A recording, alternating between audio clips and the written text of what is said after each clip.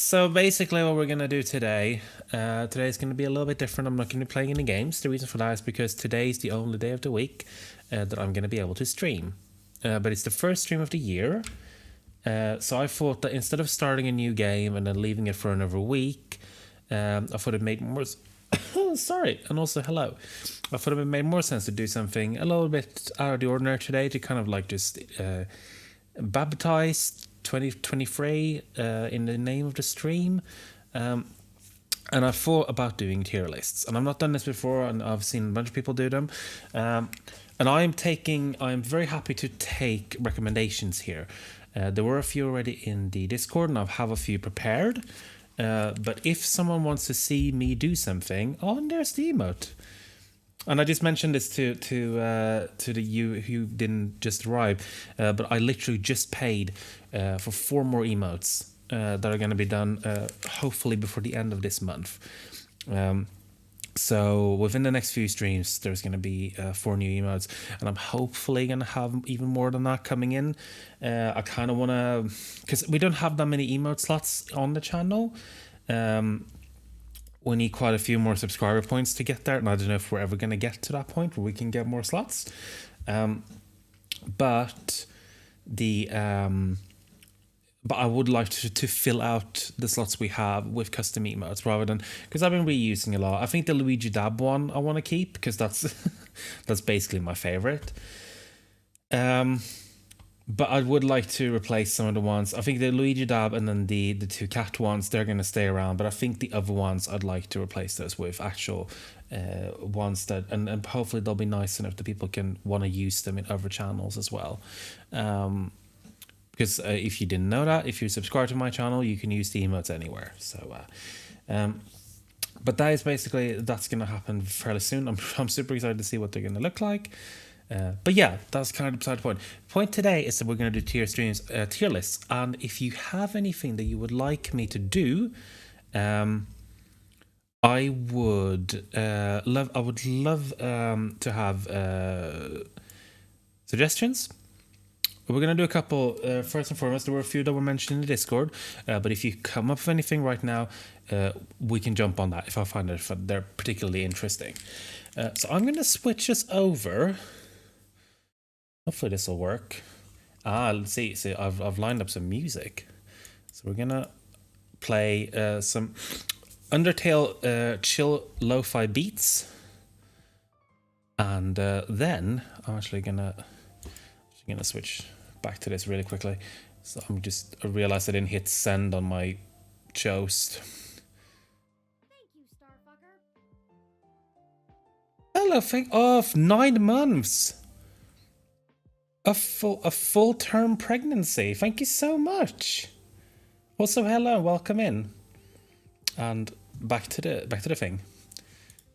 Follow me on co-host if you want. Why not? So the first one I thought we were gonna do to kind of lean us into this, and this is maybe a portent of what's coming. I'm gonna scroll up a little bit.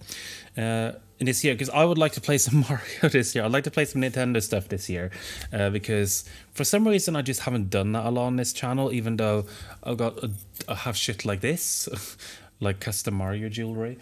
So I want to do some stuff. So I figured like this is a pretty good one to start with.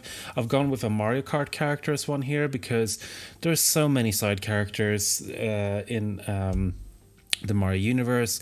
The Mario Kart games tend to have like the main line, so I figured this one would be pretty good. I don't have opinions on a lot of the characters that aren't the main line ones. So I think we're going to start with this one. So before we carry on, I just want to do my usual check. Can everyone hear everything okay? Can you hear me? Can you hear the music? Please let me know. So I'm going with a flashy today because I don't know, it's like New Year's Eve, even though that was like a week and a half ago. That's a very good question. Who do you main in Mario Kart? That is a... Can you hear me and see me? Very good, thank you.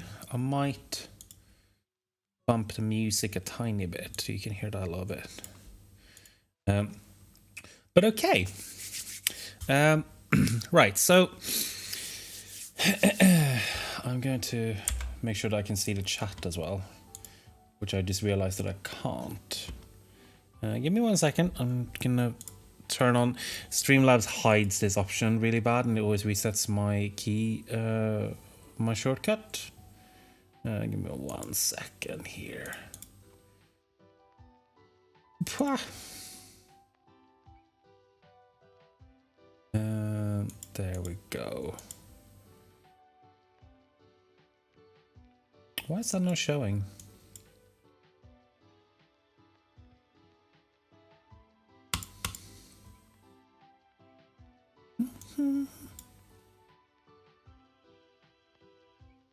Sorry, I'm just messing in Streamlabs right now. Streamlabs is a fuck.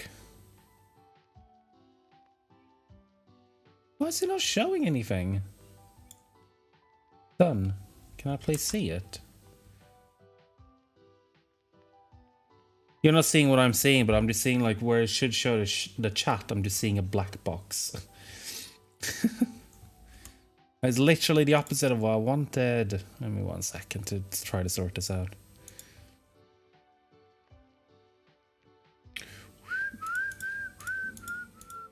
There we go. Done it. Reset it and it's fine. Okay, cool. So. Now, controversial opinion. I'm not a big fan of the babies. So I am actually gonna right away. I'm gonna do this. I don't like the baby characters. I'm sorry. I don't think they're fun to play with. I don't like the designs. I think that they take up space that could be used with other more interesting characters. I'm sorry. We're gonna do this. You're gonna find out stuff about me that you might not necessarily like. Oh yeah, I don't count Bowser Jr. in the baby characters. You know, I think Bowser Jr.'s gotta be on here, isn't he? He's here somewhere, isn't he? Oh, he's not here. Unless I'm missing him. No, oh no, he's right there right at the beginning. Well, we're gonna get to him very quickly. First picking we have issues. I just don't think that they're very interesting. I don't like the I don't know. I don't like the designs. I feel like they could have, if they were gonna do the baby characters, they could have made him look a little bit more interesting, but I don't know. Birdo. Now I'm gonna say I like Birdo a lot. Thank you for agreeing with me. Thank you for having correct opinions. I'm gonna say Birdo. Yeah, it's. I'm not gonna go with S. Here's the thing as well. I'm gonna be pretty stingy with S's because if you look at my backlogged, follow me on backlogged. But if you do look at my backlogged, it is extremely unbalanced because I give every single game like a high score. I tend to be way too nice with stuff when I rank them and when I grade them. So I'm going to purposefully try to not be too overly positive and put everything in S tier. But I think Birdo has got to be A. Birdo is a great character, great design, kind of timeless. She's a trans icon. I like how they've kind of subsequently turned Birdo and Yoshi into like complementary characters almost. Yoshi, another trans icon, obviously. So she's gonna go in A. You say Baby Mario, I'd say that's good and say for cool. Yeah, exactly. You could do cool stuff with it. Anyway. Bowser Jr.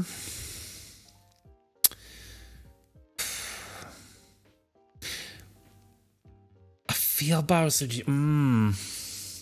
There are a couple. Bowser Jr. is a really good boy. He's gonna go high A tier. Bowser Jr. is gonna go high A tier. He might shift up. I might shift these as we go as well if I feel like, you know, my opinions kind of crystallize a bit as we go. But for now, he's gonna go high A tier. Love the boy. Now Bowser, he's iconic. He has to go S tier. We can't even argue about that. We have to. One of the most iconic designs of any character in any video game ever. Faultless, a great dad, hot as hell. There's absolutely nothing we can say. He's S tier. Cat Peach. We'll get back to Cat Peach. I have to think about Cat Peach for a bit. Daisy also going to be a pretty high A tier, I think. Might slide into S tier later, but I think we're going to keep her in I tier right now. I really like Daisy. I think that the way that they have managed to make her and Peach,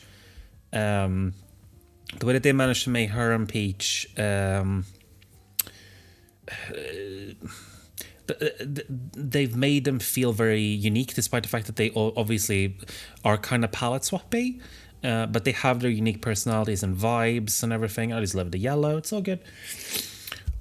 I feel like she might go into S tier, but we'll have to see how thick we get up here on the top tier.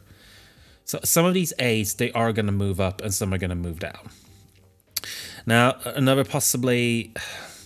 I don't care much for Diddy Kong, but I also don't dislike him. So I'm going to plop him in C tier for now. I'm not a fan of Donkey Kong Jr. really. Donkey Kong Jr. is just kind of a boring Diddy Kong. So we're going to put him in D.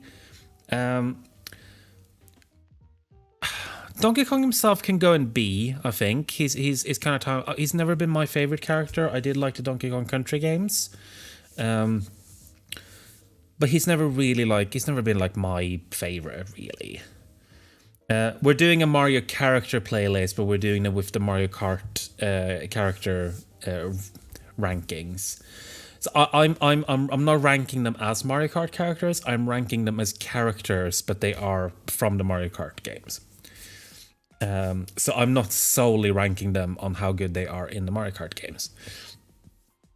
Now, Dry Bones, I'm gonna say that he might go up into A tier. I really like Dry Bones, but I'm gonna put him as a high B tier for now. We'll see. He could possibly go up there. Same with Boney. I don't remember what they call him. Bone Bowser or whatever the bone version of him is. Yeah, I know people would put Diddy higher. I've just never been. He's never been like my guy, really. Dry Bowser, thank you. Can't think of anything. I'm sorry, I don't really like this guy either. I don't hate him, but I don't know. I don't like that design, really. The wife beater is off-putting. Now, Gold Mario. Yeah, I am disrespecting Funky Kong. Fucking come and do something about it.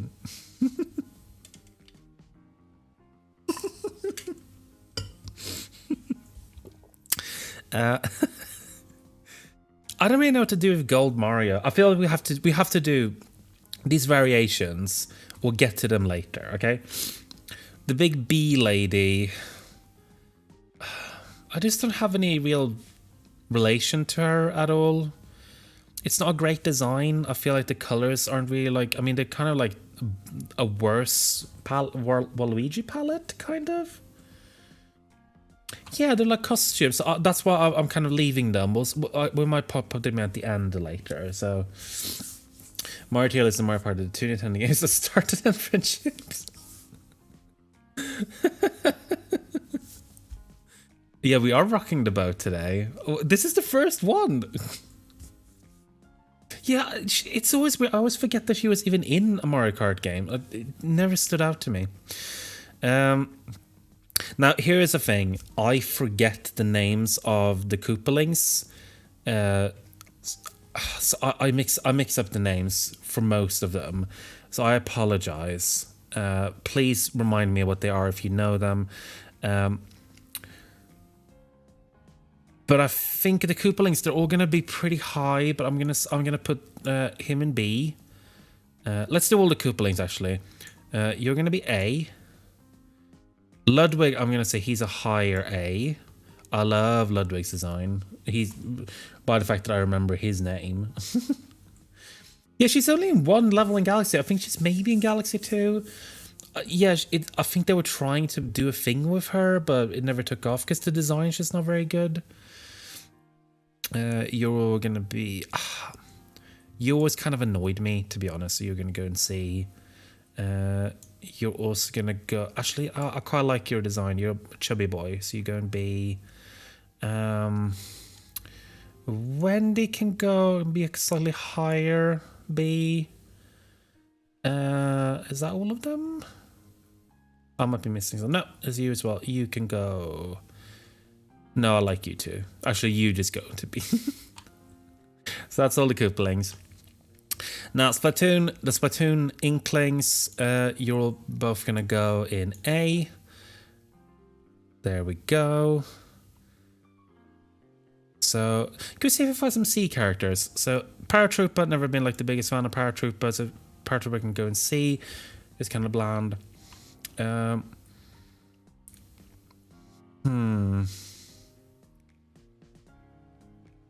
Lakitu I've always liked, so I think Lakitu's gonna go in A. Maybe like a low A, but...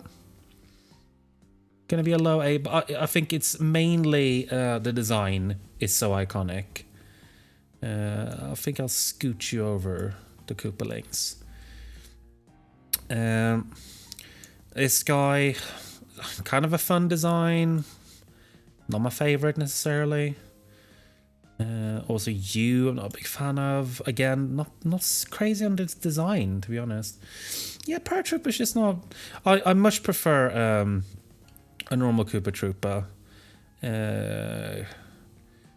Gonna put you right under, because Dry Bones is cooler, so it'll be right underneath Dry Bones. What was the what for?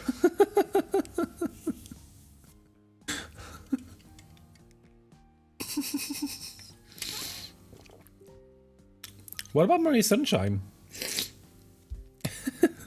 Oh, sorry, my artist has just asked me a question about the thing. I'm just gonna respond to her.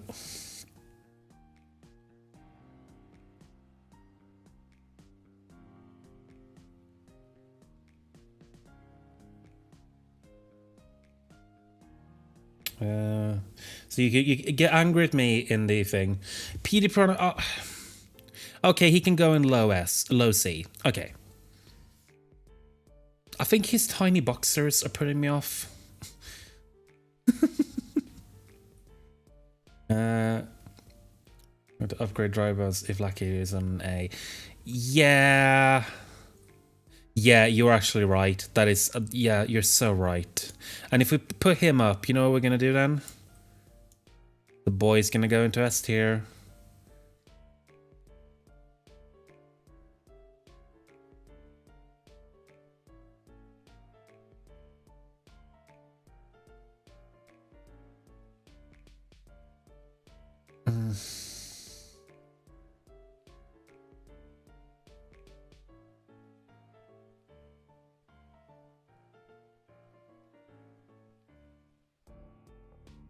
I'm just responding to my artist now, so I think everyone will be fine with that.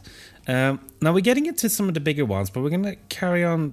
We'll take the big ones right at the end.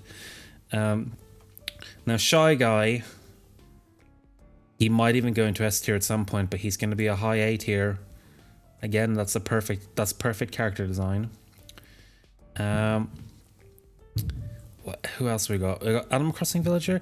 Now, I don't mind the villagers. Obviously, I love Animal Crossing, but the villagers themselves, they're just you, ultimately. And I'd like this default design I also found is a little bit boring, so you know, we're gonna put you sort of like... put you in C tier. Yeah, Shy Guy might go up to an S there actually, but we'll see. We've got a lot of big hitters to go, and it's getting pretty crowded in A, so stuff might have to go up and down. Then we have King Boo. Now King Boo, I think King Boo is a solid B tier. And pop you here, I think. It's a big Boo. It's got a little crown on. It looks silly, but you know, boos are amazing. My character smash it past. I mean, the horrible thing is I could do that. Are you upset about King Boo? Is that too low? Is that too low for King Boo? Yeah, he's cooler in Luigi's Mansion, I'll give you that, but I'll it's getting very crowded. He's S. Oh, okay. Right, well, he's staying where he is for now. We'll get back to him. Isabelle. Isabelle's got to go up here, isn't she? I'm gonna say Isabelle comes for the Inklings even. Solid A tier character. Okay, so now I think, with me as well. You know what? I don't like the Miis that much. They can go here, D tier. You're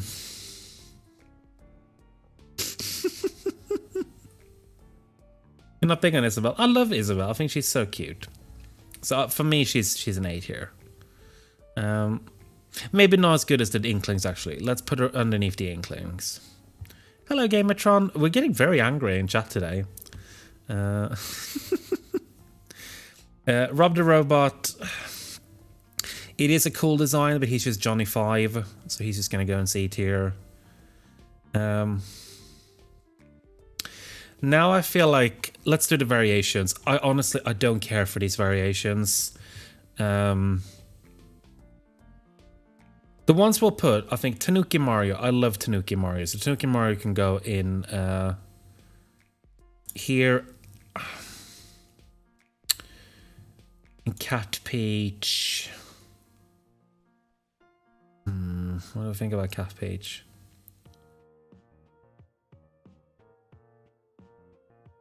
Put her. She can go above the Koopalings in the B tier, I think. I think that'll be fine. I like Cat Peach a lot as a design. Gold Mario is from Mario Kart. One of them. I think it maybe just 8.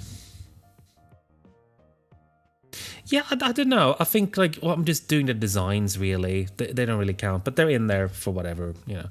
I'm not gonna do Metal Mario or Gold Rose. I think Rose Gold Peach or the Gold Mario. They're just variations. I feel like this are at least slightly different enough that they can count, but they're ultimately just costumes. Right. That's all the big ones now. So we'll put these right at the end actually, so I don't get them mixed up. Actually, we'll just put them in F tier. I don't hate them as looks, but they're not characters, so that's what they are. Right. We're gonna do a couple of things here. Shy Guy is gonna go into S tier. I think actually we'll move Tanuki Mario down here. He can be right underneath Peach. I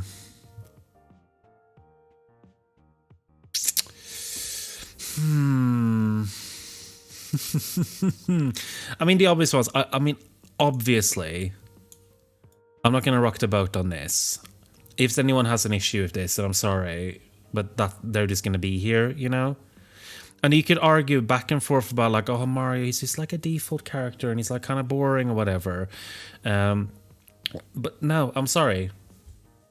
They're up here. There's a reason why they're up here.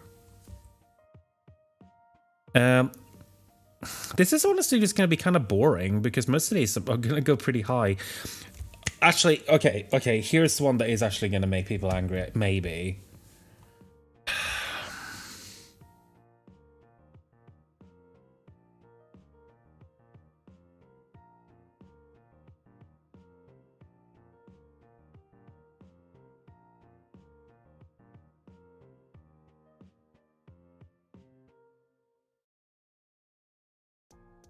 The Toads are in C tier. I'm not the biggest fan of the Toads. I'm sorry. I'm not the biggest fan of the Toads. They're going to be in C tier. I'm sorry.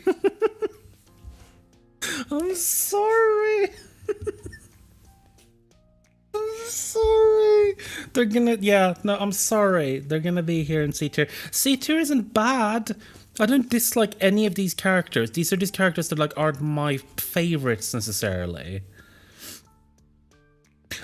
The way that I kind of think about this, you know what? What's a good way to think about this for me?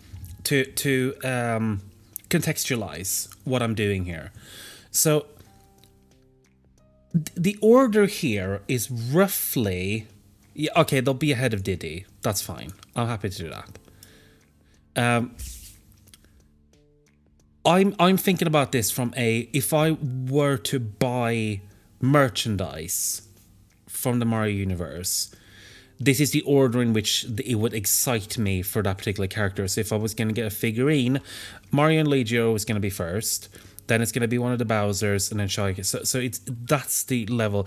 Down here is where I wouldn't buy one of these characters if I even found one necessarily. Here it would be like, oh, if I found a really nice one, I would probably get a figurine if it wasn't too expensive. Here's where I'd be a little bit more jazzed about it. And up these two top tiers is where I would go out of my way to buy something. That's basically it. So it's like, this is where I would like, oh, if I see something, I see a figure or anything, I would go out of my way to get it. Here's where I would happily get it for even like if they cost a little bit of money. And then here it's like, oh, it'd be cool if it looks nice. And here it's like, nah, not gonna bother. That's basically it. A lot of this is gonna actually be kind of boring because Peach is gonna go up here as well. And you know what? Daisy's gonna go up here too. I'm gonna put Daisy slightly ahead of Peach. Actually, no, they're gonna share that. They're not. I can't separate them. Rosalina's gonna go up here too. I'm sorry, but Link is gonna go up here too, and Waluigi is gonna go up here too, and Wario is gonna go up here too, and Yoshi is gonna go up here too. I'm sorry. I love them. I love them so much. They're just. How could I not put any of these characters in any other tier? And I love Shy Guy too much to even consider him going anywhere else. I looking at this now, I feel pretty pleased with this. I don't know if there's any. I could maybe shift like a B or a C up a little bit. Actually, looking at some of these, I think. Yeah, Toad and Toad. I should definitely. We'll do this. We'll move these down. There we go. They can go in B tier. But again, B is not bad. I like every single character down to at least C tier, and I don't hate these necessarily. They're yeah. I think I'm okay with this. I think I'm okay with this. Well, we might come back to it. Might come back to it. Can I put... yeah, you know what? Yeah, let's do that. He can go first, and then Dry Bowser can come after him. Then Koopa Troopa, then... Yeah, let's go. Okay, I'm going to stick to that. I think I'm sticking with that. It's not the most exciting list, but I think I'm pretty pleased with this. Put DK a little higher personally. Yeah, no, I totally get that. It's just DK is just never like my character in that sense. But I obviously get why people love him. And Diddy Kong, I understand people love him too. It's just, I don't know, they just haven't vibed with me in the same way. Whatever it's a design or something. But for now, I think I'm okay with this list. We might return to it later. Yeah. Oh. Right. DK does support trans rights. That is very true. That is a big part of why he ended up even up here, I think. But yeah, I think we're going to say that. I think we're going to go for that. Right, so the next list that I was going to do... this is one that was suggested by the Discord. And it was to do a point-and-click adventures tier list. Now, the thing about this list is that it has two problems. This is the best one on the website, But it has a lot of games, and I have not played nor heard of most of these games. And there is a thing at the bottom here for never played, never heard of. So I'm just going to really quickly go through and add the ones that I haven't played or heard of into that list. Because I haven't played those ones. I haven't played that one. I haven't played... I don't even know what that is. No, I have played that one, actually. I don't think I've played that one. I can't even really see what they are. I haven't played Delirium. I know of it, but I've not played it. So these... I've not played that either, which I know is a bad. I've not played Franbo either. That's a game that I have heard is supposedly good. I've not played the Gabriel Knight games. That's a bit like there are a lot of these are shame pile of games. See, I haven't played the Indiana Jones ones. So I'm just going to go through this. The annoying thing about this is that while this is a very comprehensive, it's not comprehensive enough because there are a few games here that I have played that aren't in this list. And I put those. Carandia I've not played. And here's a big one. I have not played. In fact, most of the Monkey Island games. A huge shame for me. The annoying thing here is that you're not allowed to make your own list if it already exists, is the problem. So I couldn't make my own because it would have just been taken down. But you also can't add to existing lists. So this is the only one that they had, which is really annoying. So I'm just gonna have to pretend like I don't know, I'm not pretending to do anything, but I'm just gonna have to fill time while I do this.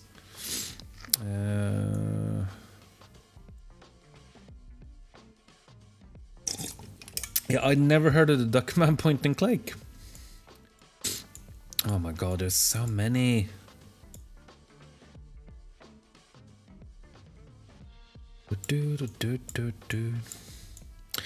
I realize now that I should have gone through and done this before the stream, but yeah, you know, there you go. I just loaded it all up and didn't think about it. Not played the Simon the Sorcerer games either. It's a huge shame for me. I can't even see what that is. And since I don't recognize it, it's probably not one I've played.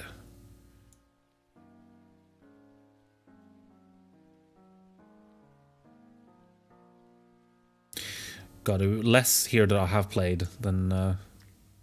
Actually, no, I have played that one. I just realized.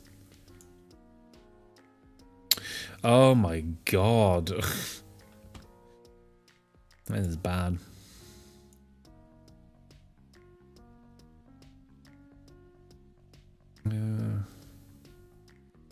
The Watchmaker I've not played. I also didn't know if there was a Wallace and Gromit one. News to me. So this is yeah, there's a lot here. But it's funny, they have so many of these more or less obscure games. But then there's a ton of games that I would have expected to be on here that aren't. But anyway, right. So, oh my god, just hide this. Can I just delete that row all in all? Oh, I just put them all back. Oh, fuck's sake. You know what? I'm just gonna go through them. Alright. So the ones that I have played Sanitarium. It was a long time ago. I remember liking the atmosphere. It is a game that I think probably hasn't aged very well in terms of from an ableist perspective. It's not a game I'm particularly fond of. It's gonna go in D. It might be better than that. This might be a little bit of a hot take. I know a lot of people think that this is one of the best ones ever.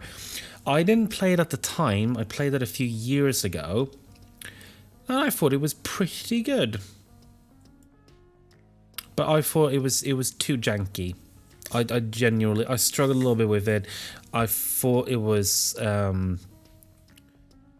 don't know, it didn't really vibe with me as much as I think it might have done if I'd played it when it was new. So Beneath the Steel Sky is going to go in C. I would be keen to replay it, to be fair, because I might maybe I had too high expectations. Broken Age. I loved the first half of Broken Age. I thought that was genuinely excellent. I did not really care for the second half. It really loses steam. It is a great setup that hasn't got a very satisfying payoff. So I'm going to put you in C as well. The First Broken Sword. I haven't played this for nearly 20 years, but I remember liking it a hell of a lot. So that's going to go in B. Same with Broken Sword 2. Now, I was less fond of Broken Sword 3, so I'm going to put that in D, and I haven't played the fourth one. Darkseid. Darkseid is a cool concept with some really cool art by H.R. Giger. The game itself is not very good.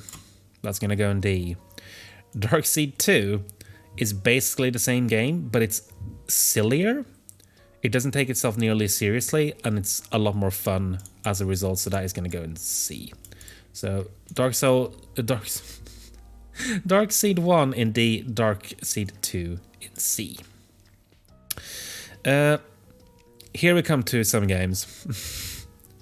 These are games that no one really remembers, and for some reason I have feelings about them. I hate the Deponia games. These are games from last decade, and they fucking suck. As adventure games, they're kind of fine. They do the job. Like if you just want, kind of really basic puzzles, and they can be kind of clever in some ways. But I hate, it's got one of the worst main characters in any game. I hate him so much. And they are so sexist and racist, and they're the worst kind of edgelordy. This is even pre Rick and Morty, but it's like trying for that kind of same kind of humor, and it's very yucky. I hated them. And the first one in particular is bad. The second one is bad. The third one is bad. The fourth one, slightly better, actually. So those are going to go right at the end. They're pretty sexist. They're pretty horrible. They do that thing that I hate the video game protagonists do, which is that they write a video game protagonist, and the joke is supposed to be that you're not supposed to like him, but you're also totally supposed to laugh at what he does. So when you have a character who is supposed to be unlikable and he does horrible things, you're not meant to like him, but you are meant to laugh with him. And I hate it. There's a bit, I can't remember in which one it is. I think maybe it's in the third game. Where he literally tricks a black woman into slavery. And it's a joke. It's literally like, and it's not like it's one of those things that they clearly didn't know what they were doing. No, that is the joke. And I hate these games. I had to review all of them, which is why it's because I ended up playing the first game, and it was like I reviewed that game, and then when the other games came out and needed to be reviewed, then I was the one who was familiar with the series. So I ended up playing all of these 4 games, and I hated them. I really hated them. The main character here, the lady, she's constantly losing her clothes. She's constantly being manipulated. There's a storyline in I think the first 2 games, it might be in the third game as well, where she's part android. So he keeps manipulating her memory and personality in a very date rapey way. Oh god, no, I can't keep talking about them. I hate them so much. Here's a shame pile. I've not played Full Throttle. Sorry, I have nothing to say about Full Throttle. Now, Grim Fandango is a tricky one. Personally, for me, Grim Fandango is S tier. No questions asked. It was a game that meant a ton to me. It was a game that really, like, one of the first games where I ever felt like it was really like the story was the reason to play the game and not just like a nice bonus. I thought it was a phenomenal game. I think, however, hasn't maybe aged too well. Not from a problematic standpoint, just from a puzzle and design standpoint. I think if you are unfamiliar with it and you go and playing it now, you're probably going to find it frustrating at times. But I simply can't put it anywhere but S tier. To me, it's a game I absolutely adore. Harvester. And this is an interesting one because there's a lot I can say about Harvester. If you're not familiar with Harvester, it was a mid to late 90s FMV point-and-click game that also went for a lot of like edgelordy humor. What it did is constantly close to being really fascinating and interesting and actually having some cool commentary on stuff like violence in video games and violence in media, but it never really lands any of them. But I feel like the game is sort of weirdly underappreciated, so it's gonna go in C tier for me. I think this is an interesting game more than it's a better game, and I certainly don't recommend anyone play it. But a lot of people will write it off as just trying to be edgy, and I feel like it actually does have slightly more to it than that. It is, however, very homophobic, but also in a way that is slightly maybe making a point, but it's not quite making a point. But also it seems like it's trying to, but it's not really managing. So I'm going to plunk it in C tier. I have some degree of fondness for it. Now, the Larry games. I mean, they're just going to go... I'm sorry. I've played these three. They're not good. They're not good games. They're not funny. They're not well designed. The only reason that they became popular was because they had pixelated boobies in them when that was a novelty. And then people who played them grew up and wanted to do the same thing. Like, it's boring. Longest Journey. I have not played this game in a long, long time, but I have a lot of fondness for it. I'm actually going to put this in B, which is based mainly just on my nostalgic memories of it. I remember enjoying this a lot, and I remember thinking the world was very cool. Sorry, pardon me. I would almost love to do a stream of one of the Deponia games just to show you, so you can all just sit there slack-jawed. It's like, what the fuck is this? Horseshit. Loom I played a long time ago, like in uni, and I feel like that's gonna have to go high C tier. Because the problem is I don't remember a lot of Loom. I remember liking it, but it's one of those games that we're trying to be like mechanically. It's quite mechanically ambitious. That is a really good way of putting it. Larry is more infamous than respected. They're just kind of like there. I think like people mistake having longevity with being good. Maniac Mansion is going to go kind of in C as well. It's one of those games that like now, at the time this was amazing. Now it probably doesn't really stand up. Day of the Tentacle can go to A, I think, because I remember really liking Day of the Tentacle. But again, I haven't played the remaster. But I remember Day of the Tentacle was like a game, one of the first games I remember actually like finding very funny. So this might go down to a B if I replayed it again, or it might even go up to an S. But I'm gonna leave it in A for now. Let's do the same for the Monkey Island games. I haven't played these for a long, long time. I played them when the remasters came out, and again I enjoyed them. But that's really all I can say about them. They're just like, they're kind of classics. They're fun. They're well written. I think they. I don't know. They're some of the best pirate stories in the games. I would say probably the best, really, until they make a Our Flag Is Death game. Phantasmagoria.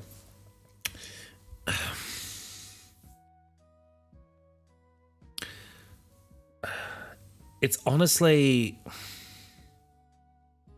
it's going for more shock tactics than I like, really. There's a lot of it in this game. There's a lot of just like a lot of boring nothing happening, and then something really gory will happen. It's trying for something. I don't really think it pulls it off. You're just sitting there waiting for the next kind of jump scare or the next gore effect. It was like an FMV game from the 90s. It was done by Roberta Williams, who was like a very respected adventure game designer at the time. And this is kind of her. She was moving out and doing something that was like very different from what she'd been doing. Ambitious, but I don't really remember it paying off too well. However, I have no Madam Mosquito, one of my favorite short stories. Yes, we're going to get to that. We have it right here. This is maybe a hot take, but I hope you'll follow me on it. In S tier, I'm going to put Phantasmagoria 2.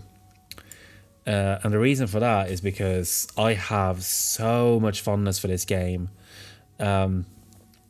Also an FMV game, completely separated from the first Phantasmagoria. Different developer, different everything, different writer, different cast, completely different vibe. Phantasmagoria 1 is like a very gory, gothic horror. Phantasmagoria 2 is a sci-fi psychological horror. There are issues in Phantasmagoria 2. There's some stuff that would definitely classify as ableist right now. But it has a lot going for it, and one of the main things it has going for it is that it has to what probably is the first ever queer main character in the game. It also has what I think is probably the one of the best, and especially for the time, one of the best written gay male characters in the game. It's hinting even at a gay love story that doesn't really come to fruition, but it's there in the actual text. It's not. Gay affection and gay romance is explicitly a part of this story. It also has a lot of BDSM stuff that is shown as not necessarily a negative thing. It's not like a scary thing. It's just a thing people do. People are into. I love this game, and it is genuinely creepy. It has a really nice build-up. And the payoff, I think, is genuinely kind of amazing. And you can actually see the actor who played the main character in this game actually has a YouTube channel where he does Let's Plays. He's done Let's Plays of this game, but over point-and-click games. He's really cool. So I love this game. I'm going to put that in S tier. I think I'm probably the only person in history who's ever put these two games next to each other, but I'm going to do it. It's my personal preference. I have only played the later era Sam & Max games. I think this one, is this the one I've played? Which I enjoyed. It's kind of cute. Nothing more really. It's sort of like a cute, fun little game. I'll go in S tier. The other ones I don't believe I've played. I haven't played the early ones. I'm gonna say I 100% agree with Mental Marsupial that I Have No Mouth and I Must Scream is one of my favorite short stories. Is one of the absolutely most horrific, but well written sci-fi horror stories that's ever been done. The game isn't as good, but I'm still gonna slap that boy in B tier. Because it does some cool things to expand the story, and the I don't know, like it's not perfect, but I think it's a cool. It's a really difficult game. I did play it with. This is why I do with point and click games. If I get stuck, I just bring up a walkthrough. I have no shame about it because I'm mainly there to experience the story anyway. So that's what I did in that case. So if the difficulty is definitely a problem, but that's the same with like Broken Sword as well. Yeah, it fucks me up. having them after on my screen is brilliant. Now, this is a game that if you listen to my guest slot on the podcast DOS Game Club from last month, you'll know that I played Shadow of the Comet for the first time just a little while ago. And it's a game that I had a lot of funness for sure. I did think it's very interesting, but I also didn't think it was particularly great. It has a lot of weird design quirks that I'm not jazzed about. But if you want to listen to that episode, if you want to hear me go on about it for literally hours, Shadow of the Comet does some cool stuff with the Cthulhu Mythos. Yeah, but it's just there. Black Mirror, really kind of forgettable, I thought. It'll go in D. It was fine. It's like a gothic horror kind of thing. It was fine. Same with Unwritten Tales. It's like a slightly better... actually, that's going to go in E. It's a slightly better Deponia. It's the same kind of thing. You have a main character who's supposed to be a lovable scamp, but it's actually just really unlikable. I'm going to say the same for Unwritten Tales too. They're not as fun or clever as they think they are. Siberia... D tier. Kind of. Honestly, I find the Siberia games to be kind of bland, to be honest. I played the first one. I watched someone play the second one. It's fine. Let's put Dig. The Dig can go over here in C tier. Kind of high C tier for me. Game I would like to replay. Mystery of the Druids is fun. It is not a good game, but it's not hateful. So it's going to go high E tier. It doesn't make me angry that it exists. Oh god, we're going to need some S tiers now. Let's find some S tiers, actually. What's a good S tier game?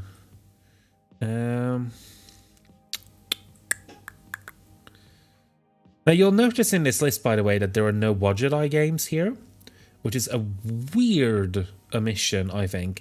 But don't worry too much about that. We're going to get to that in a sec. I really want to play this. Marvellius, who I think she's still in chat. Oh, there you are, literally just now. Tipped me off that Blade Runner is currently on sale. I haven't played it yet, so I'm not putting it in the list, but I think I might play that next. That might be my next game. I've wanted to play that for so long. Blade Runner, I love the film Blade Runner, and this is like it's a story inspired by the game, or by the film, apologies. So I didn't have any games by Wadjet Eye, who made the Blackwell games and Avowed. I have played Beneath a Steel Sky, yes. A while ago, so about 3 years ago. At the time I was dating someone who loved Beneath a Steel Sky, and I did that thing where I was like kind of crushing on someone, so I was like getting really into their shit. She really loved it. So I was like, I'll play Beneath a Steel Sky so that we can bond over it, and then I didn't end up like loving it. I thought it was perfectly fine. I just thought it was a little bit like janky for like an old, like how old games are. Yeah, that's just what I was saying. Yeah, like if I'd played it earlier, I might have had a stronger bond to it, but I don't really, and I just found it from my perspective, it was just a little bit janky. We're gonna do a separate Wadjet Eye list right after this one, which is going to be much shorter. Thimbleweed Park, I played that a couple of years ago. Was released in, I want to say, 2018, 2019. That's a good game. It's very fun. It loses steam in the last sort of hour and a half, 2 hours. And I think the conclusion is kind of bad, honestly. But I think that the game up until that is very charming. It's very well designed. It does some cool stuff. Good characters. It's an A tier. I want to say that's an A tier game. Black Sad. I really wanted to love Black Sad, but it is so buggy. It is genuinely one of the most buggy released games that I've played. It is fundamentally just a broken game. So it's going to go in a high D tier. I would have otherwise put it probably in a high C tier, but it genuinely annoyed me is how broken it was. But the story's kind of cool. It does some interesting stuff, but just nah. I just couldn't play it. I stopped playing it because it was so annoying. It was just like actively annoying me. Are there any else here that I have played? I'm kind of running out now, I feel. I haven't played any of these. I feel like there are many here that we're missing. Like Read Only Memories isn't on here, which is a game obviously that I played before. Oh, this one. I remember I did review this back in the day. It's not a very good game. The Moment of Silence. Did not like that one. Yeah, actually, I thought we're gonna be more games here that I have actually played, but nope, unfortunately not. So in that case, we're gonna do this. Day of the Tentacle. Let's move these up a little bit. Actually, that's not gonna be S tier.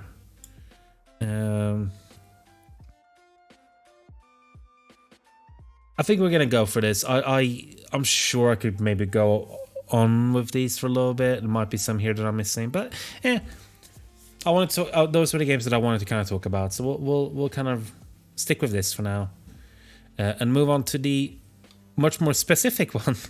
And the reason I'm doing this list is because What Did I games have kind of been the backbone of my stream since it started. The very first game that I played on the stream was Unavowed. And we have since played the entire Blackwell, what is it, quintilogy? There are 5 games, so it's a quintilogy, I think. We also played Primordia, and we played, oh gosh, what else did we play? Did we play another one? I felt maybe those were just the ones that we played. Oh well.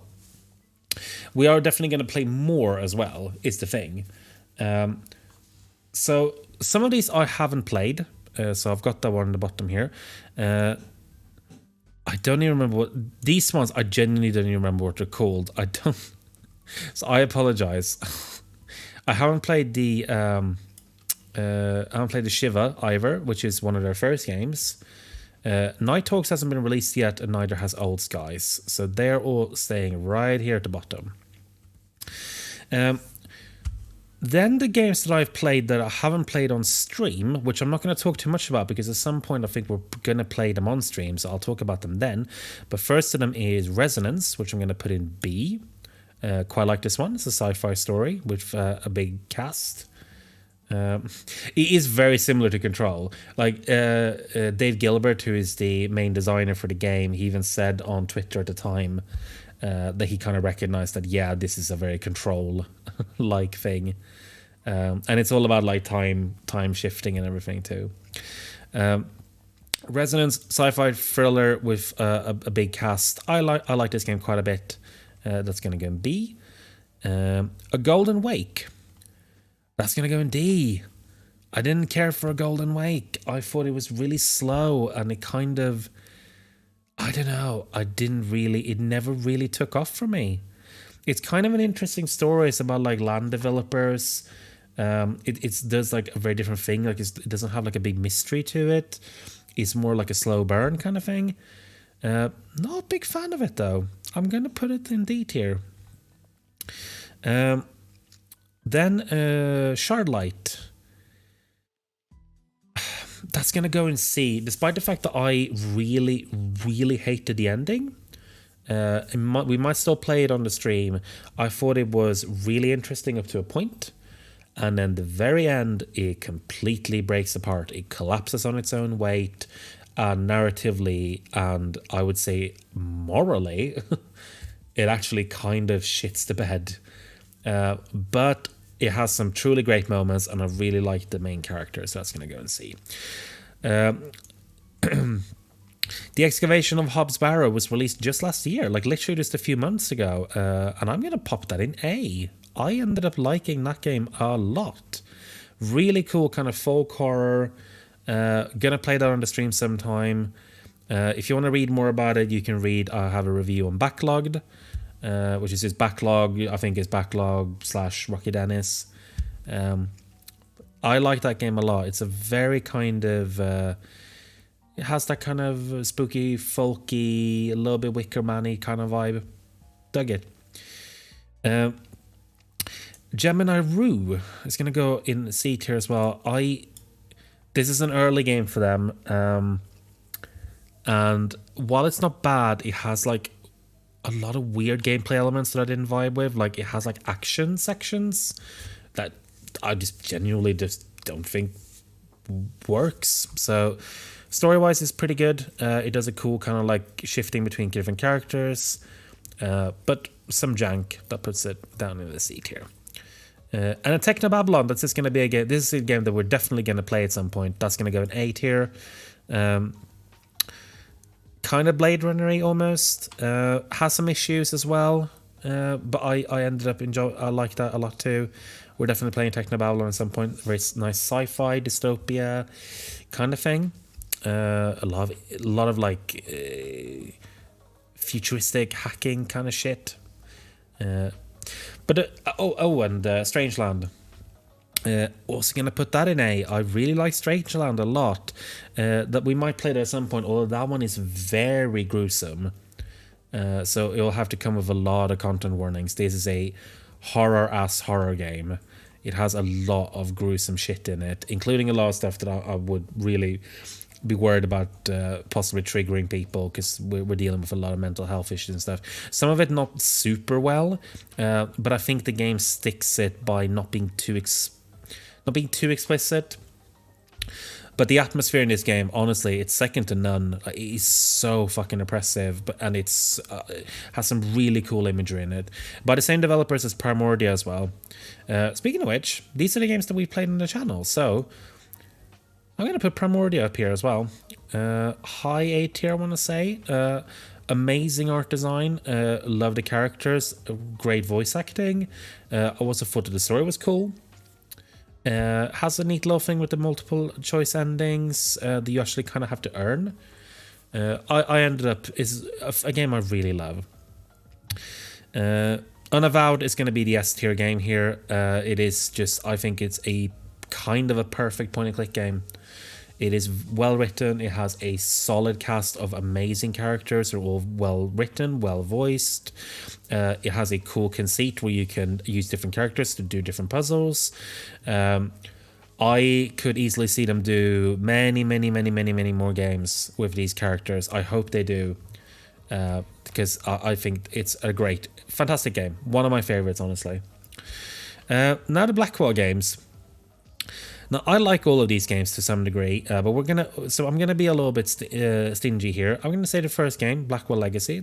I'm gonna say, honestly, it's a C tier. It sets up the series, I think, fairly well.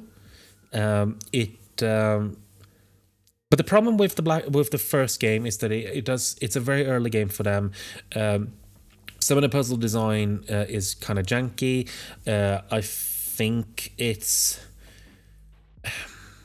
I think the story isn't really taken off in a way that it probably could have done. It becomes retroactively better from how a lot of the loose ends get tied up later in the series.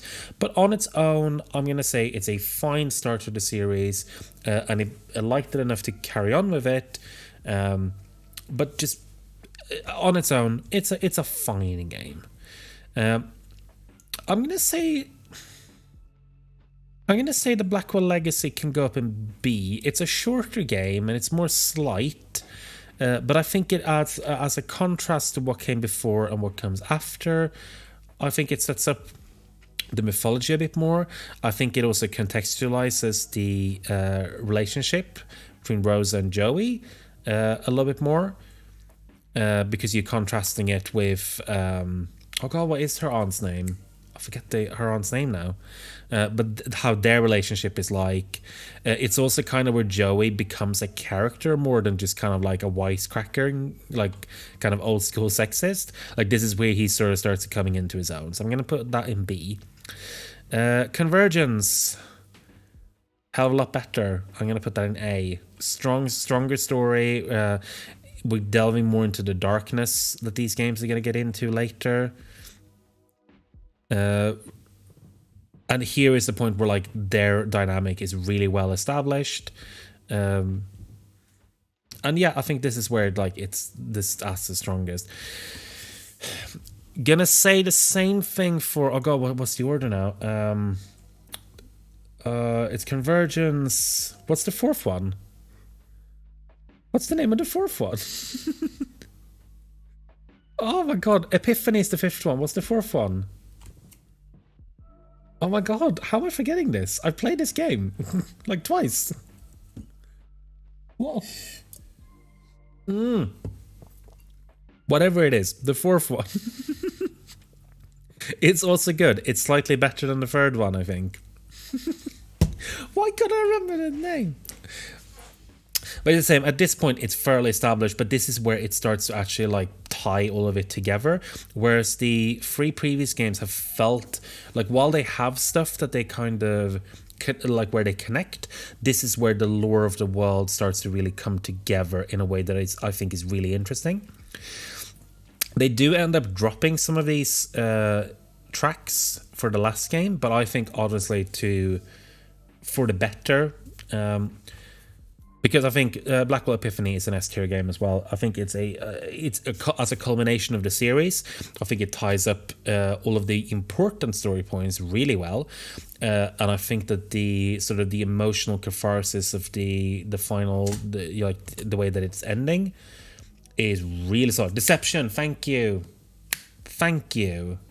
Also, hello, Pank. Yes, we're doing specifically What Jedi point-and-click games.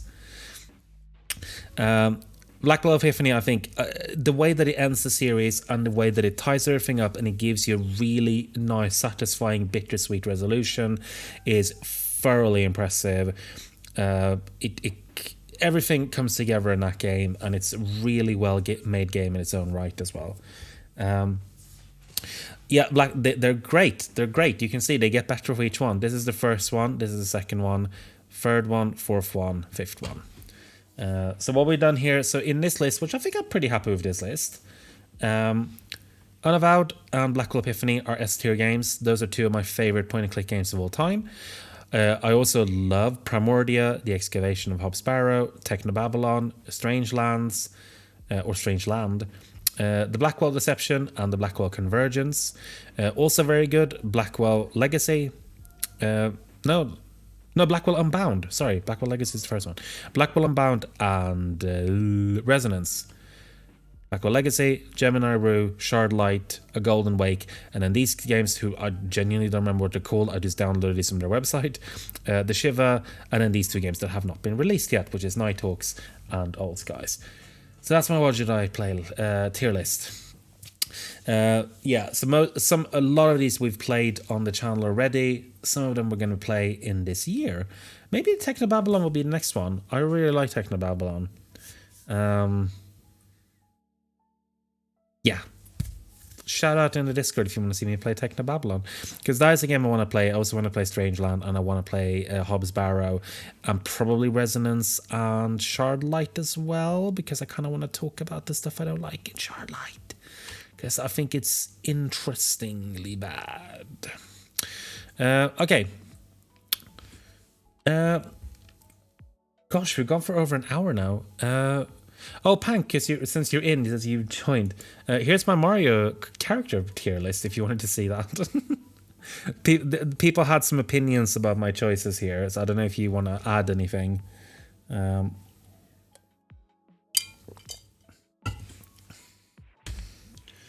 I think I still stand by this list, honestly. There are some choices here that I think... because it's a Mario Kart list. I threw a link in at the top because he had to be there, but obviously he's not a Mario character, but he's in.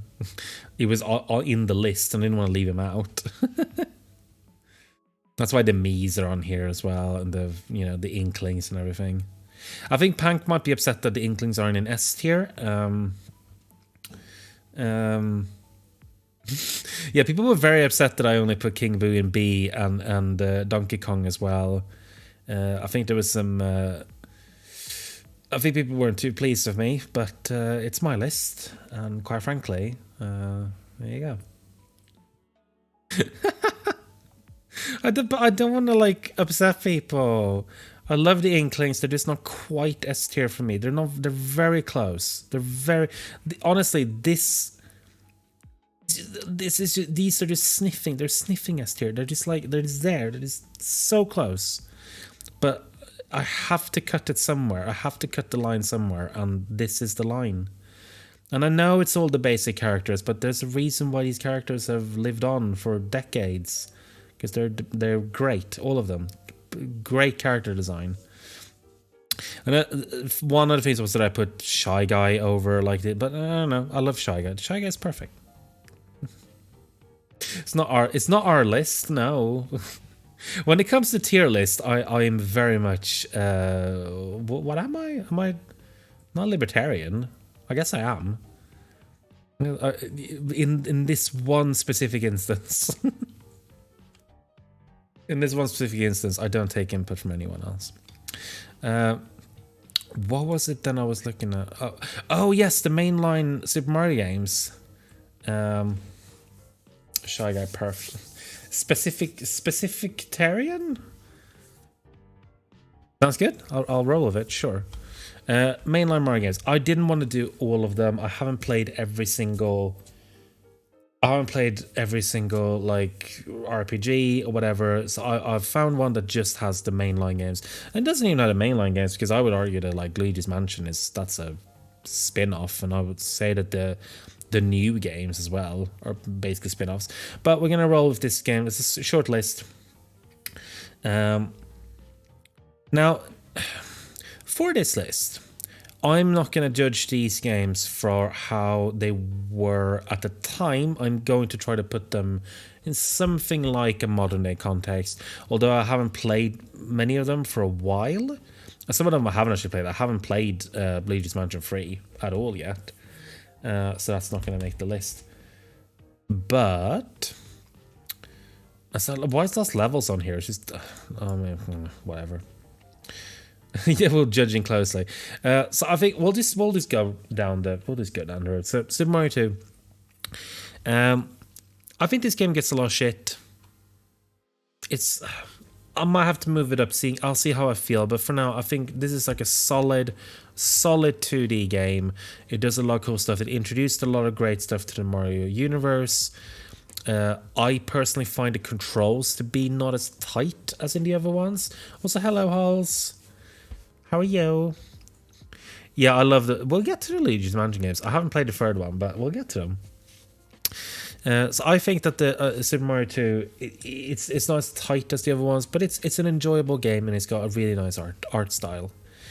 Mario World's gonna go an A. I've been thinking about playing this on the stream at some point. Oh no, is it maths tonight? Oh, that fucking sucks. I'm sorry. That's a real shame. Oh, well, you're better at maths than me anyway, so the only time that I'm better at maths is Jackbox. Super Mario World, I don't think there's much to say about this game. It's like the quintessential 2D platformer. It's I think it's aged pretty well. We'll find out when I play it this year, I guess. I've always found that the design of Yoshi here on this cover is kind of interesting, considering how it evolved over time. He's much longer here. Oh no, what have you been on the trains for? It's been voice stuff. I'm going to say it's a solid A.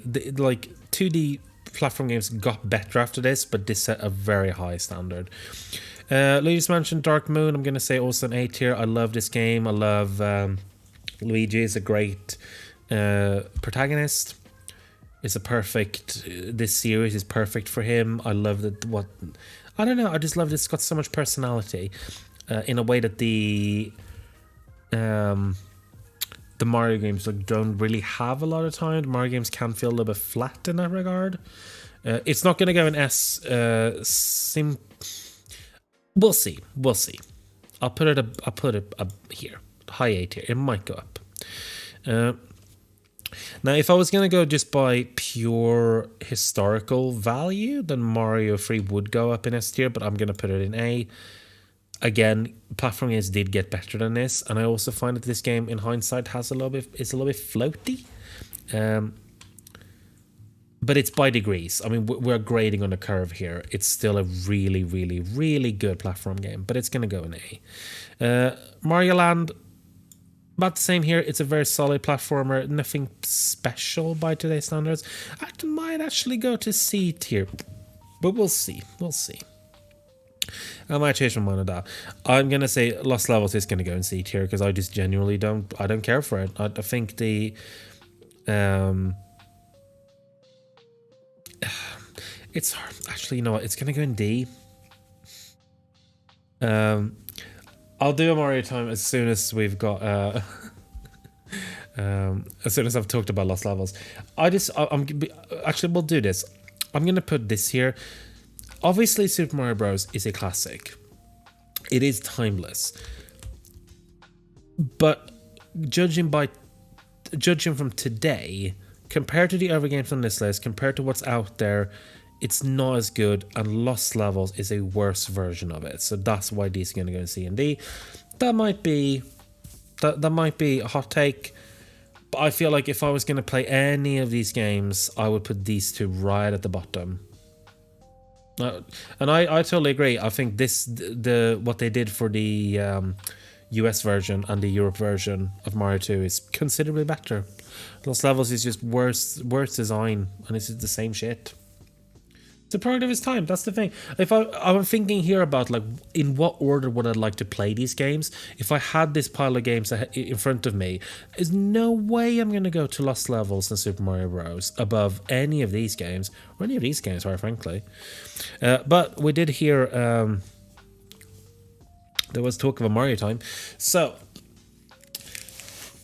I'm trying to figure out now which one I should show you. I got a new one actually. Let's see. Well, I can show you my necklace. My Mario necklace. I'll have to bring you in a little closer. Custom made silver necklace. I got it for Christmas. From my dad had it commissioned. That is not gonna. You can see the Mario logo there. It's funny that his buttons on his dungarees look a little bit like nipples. Which obviously is a nice touch. Yeah, exactly. I've got little nipple holes. Yeah, I've got a little bit of RGB. They aren't actually RGB. They're fake RGB lights. I can't control them too much. But there is a channel points reward for doing it. So I do have a remote here with some options, if you want to fuck with them. But besides that, let me see. What can I show you today that you haven't seen? Well, we were talking about Luigi's Mansion, so I can show you my beautiful boy. This is one of my favorite figurines for the detail. Oh god, he's got dusty already. Big dusty. So much detail on this guy. Look at how well molded he is. This is like a perfect representation of this particular render.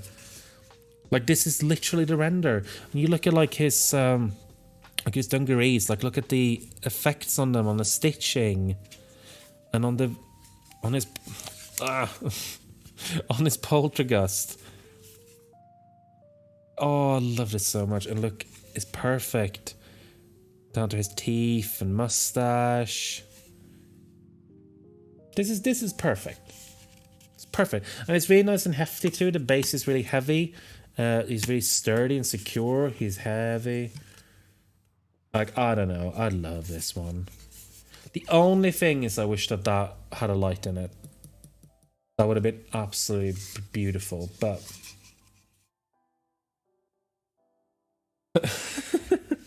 that's not true. You also have one of your boyfriend.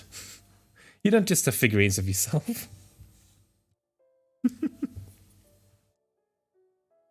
Good weight feels like good value. Exactly. That's how I treat life in general. Get more bang for your buck. As kids, we play Lost Levels for like 10 minutes and we switched to one of the better ones. Yes, exactly. But sometimes I'll see people say, I wish that we would have had the Lost Levels instead of Mario 2 in Europe. I'm like, what the fuck are you talking about? It sucks. I hate it. You have a Pank figurine now? I've not seen that. Oh my god, I need to see that. Oh, I can't wait to see you painting it. Fuck, that's so cool. Maybe I'll get my furry persona. Furry persona, fursona. I guess that's what it is short for. I'll let you know as well, because some of you weren't in there, but I just commissioned some emotes for my Binturong. So,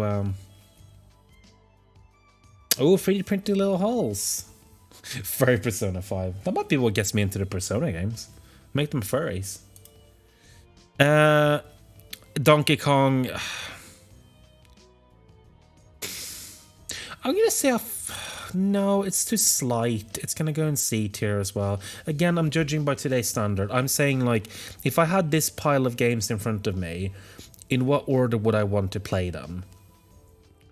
And I don't think Donkey Kong will be high up on that list.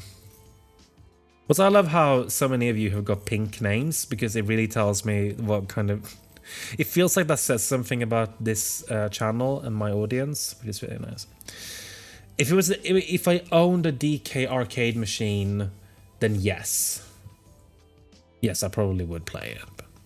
Super Mario RPG, I like Super Mario RPG. But I also feel like the Mario RPGs got better with time, so I'm going to pop that in B. Because I feel like they got better, and the later ones are mostly A's and S's. Hot takes now. I don't particularly care for the new games. I think the first new game is pretty good. Didn't really care for new 2. New U...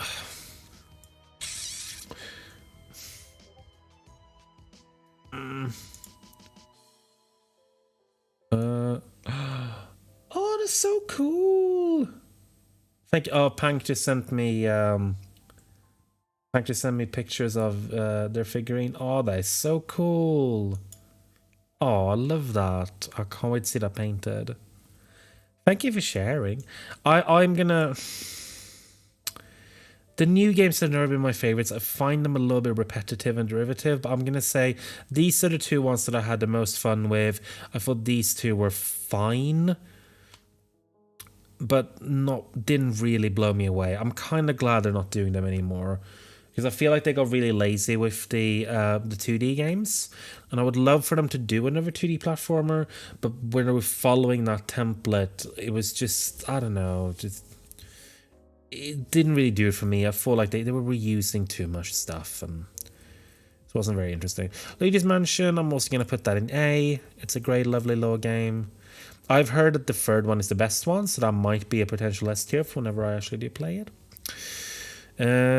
Now here's a shame pile. I haven't played Galaxy 2. Sorry, I haven't played it. I own it. I haven't ever played it. I don't know why. It's maybe the only one I haven't played for some reason. Hot take. I really thought that I would love Sunshine, but I can't play it longer than half an hour, and I don't understand why. Oh, you got... I think I remember that. The rage quit. Luigi's Mansion. God. So Sunshine, we're going to talk to. We've got a couple to get to first. We got the 3D Land ones. I think 3D Land is pretty good. It's not one of my favorites, but it's going to go in B. 3D World, on the other hand, like quite a bit. I don't know if it's an S tier. Actually, no, it is an S tier. I really like 3D World. I think 3D World is really good. Welcome back with Milk. Well, we were kind of talking about it, and the way that I contextualize this list is from a modern day perspective. I'm not really taking in historical value into account here, or nostalgia. I'm imagining having all of these games at my disposal. How excited would I be to play them again now? And I kind of made a point that, like, well, this came first, but it has almost every single game that came after has improved on it in some way. So it would not be one that I would go to necessarily. Whereas I would happily play Super Mario Bros. 3 and World right now. Like, they're still good games. This one, just, I don't know, it's just, it's the curse of being a pioneer. Sunshine, that is tricky. I think it's going to have to go in B. It has so much stuff in it that I really enjoy.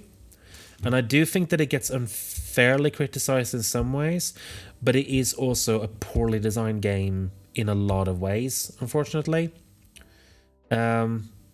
It is, that's one of the things I love about it. I love the vibes. I actually really like that they did a Mario game that has like an actual story with like voiced cutscenes and shit. I would love for them to do that again. I would love to see something like that again.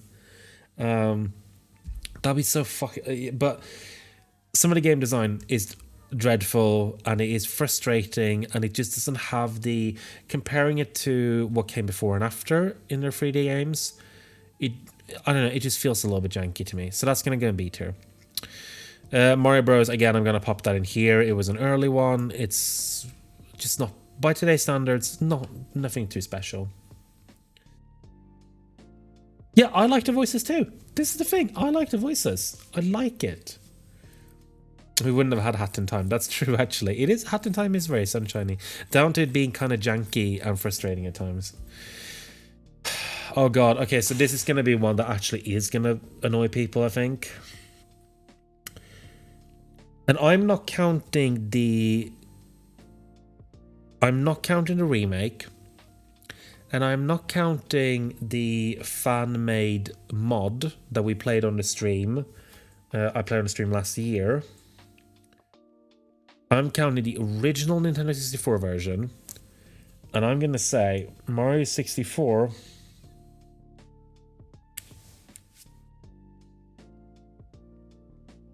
it's going to go in C tier. I think it has aged poorly. It's literally one of the first games to ever do 3D movement, and you can feel it so much. And I'm just considering what they did after that. I'm sorry.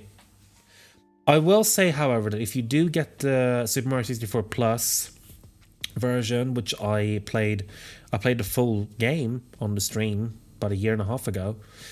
That, if I was going to grade that, it would probably go up in A tier.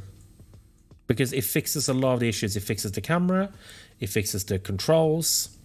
It's still really annoying at times because some of the quests are really horrible. But without them, the original OG version, that isn't a remake, that isn't a fan-made mod, I'm going to put it down here. Yeah, that's the problem. Camera and controls are really messing it up, but that's why that version is so good. It legitimately fixes the game. Yeah, exactly. The quality of life features that they learned. Because again, it was the first game that did this, you know. Like, the flying in this game is horrendous. It's one of the worst things ever. You compare that to Galaxy, it's just, I mean, you can't really, it's an unfair comparison to make, but it's not even close. Anyway, I'm going to put Yoshi's Island in S tier. I love this game. The art style is fantastic. The music is great. I think it's really fun. It's really different. It's kind of I think the first one, kind of, where Nintendo like just kind of went, you know, we're just gonna do like a weird experimental thing and kind of play around with the formula a little bit. Yoshi's Island's gonna go S tier. It's a game I absolutely love, and I think it's aged really, really well.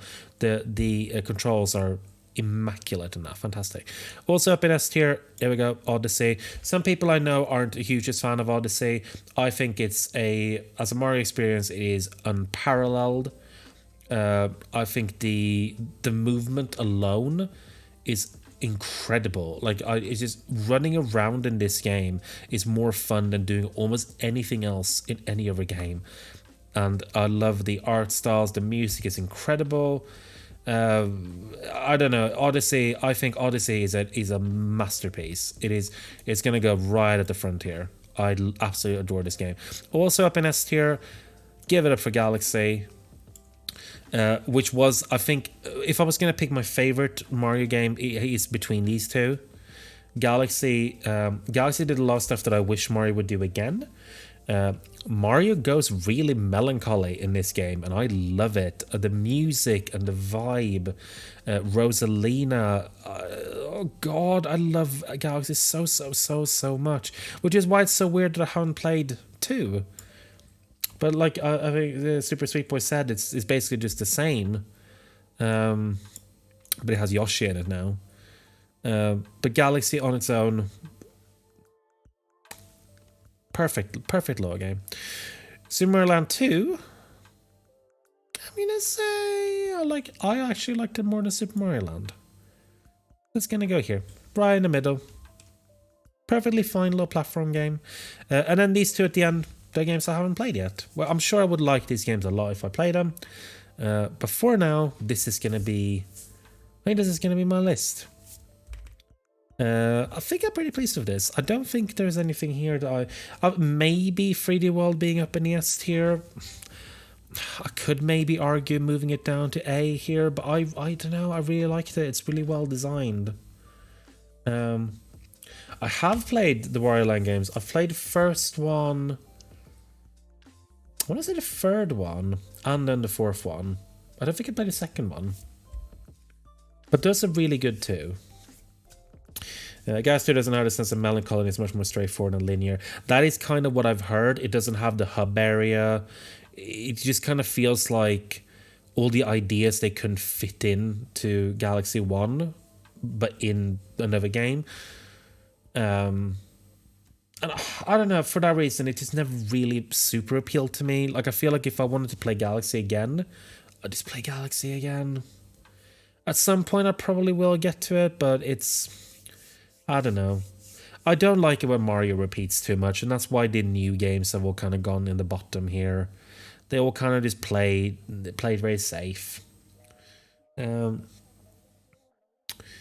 Exactly, 3D World feels like that was kind of when Mario because there was a while when they were just churning out these new games, and there was these Mario parties and spin-offs, and 3D World, I remember coming in and it kind of felt like a comeback a little bit. Like, oh fuck, like we're doing level design again, we're doing innovative stuff again. Like, I love the gimmick with the cats, and you have the berries that turn you into, that split you into two characters.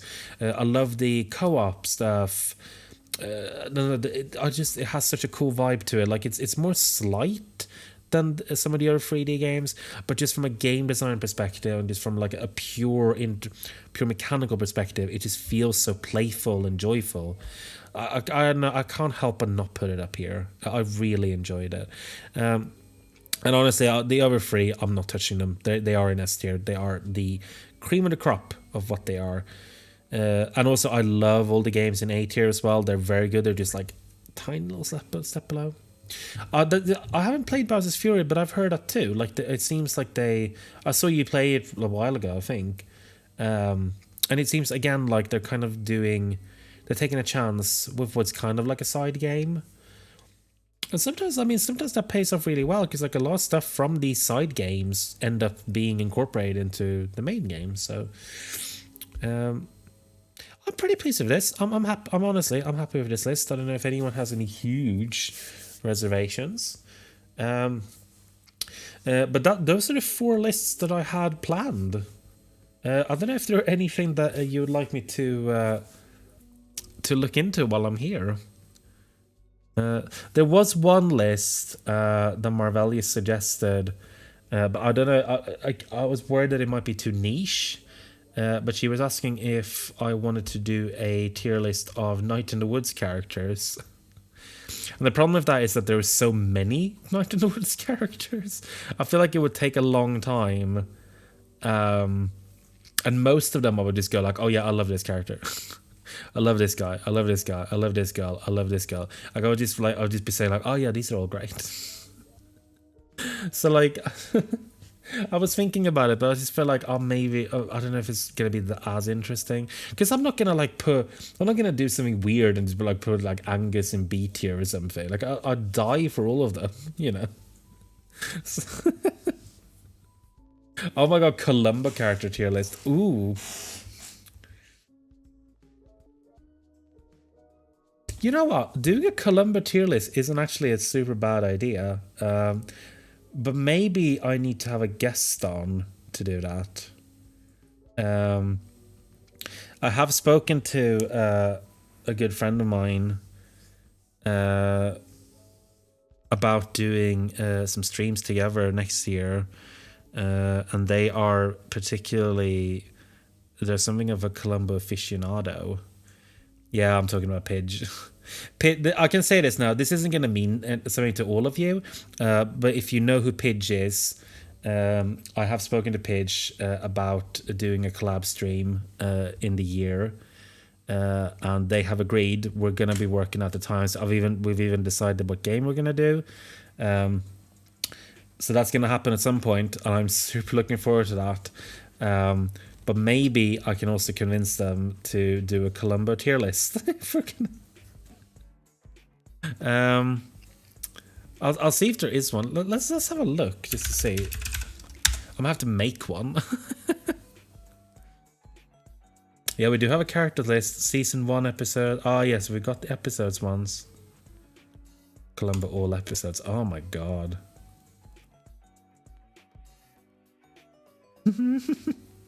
Yeah, look at that.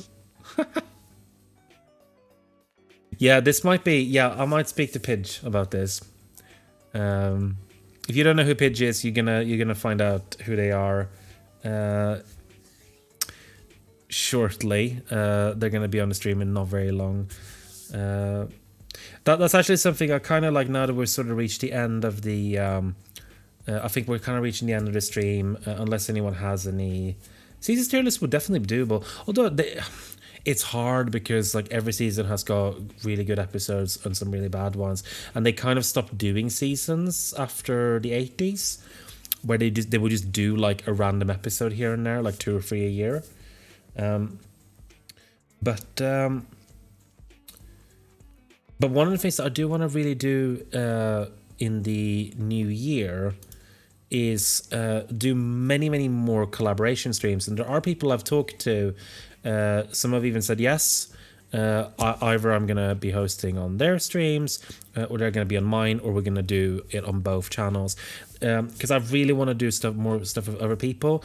Part of the reason why I like doing this in the first place is this, like, you know, talking to you and having your opinions on these games, like sharing the games that I like. And talking about them and seeing what you make of them, which is what I want to carry on doing. But it would also be really fun to do that with having a guest on and doing stuff with other people. So I think that's going to be something that I really want to get into in the new year. Really, I kind of want to just carry on making the stream better. Like, I want to have more custom stuff. I kind of just want to.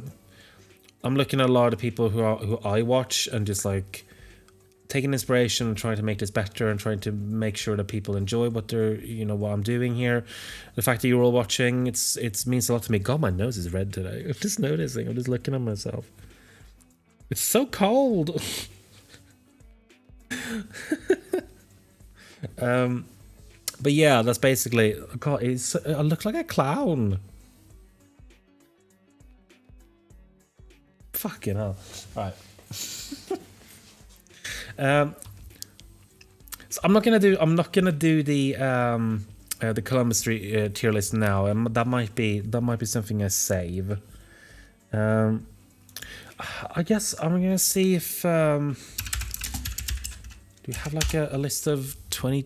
I didn't play that many games last year, but so maybe I wrote GAMS. Great work. Great work, Robin.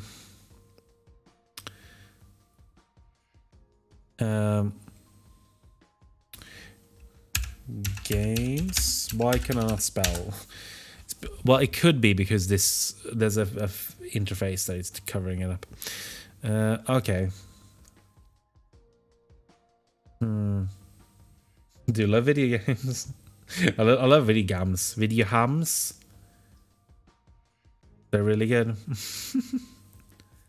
You know what thing we could do? So I see the complete horror games rank in there. That might be a bit much. But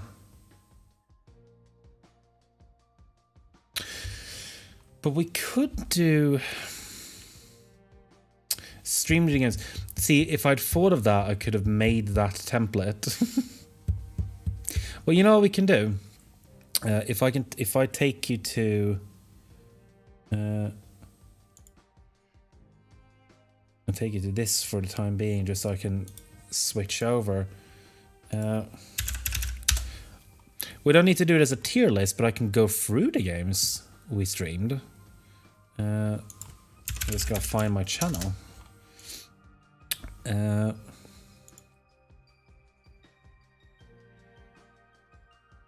You'll get it back. You'll get it back. Don't worry. Right, so there you should be able to see my YouTube channel. Let me actually. I think we're gonna need to. Oh.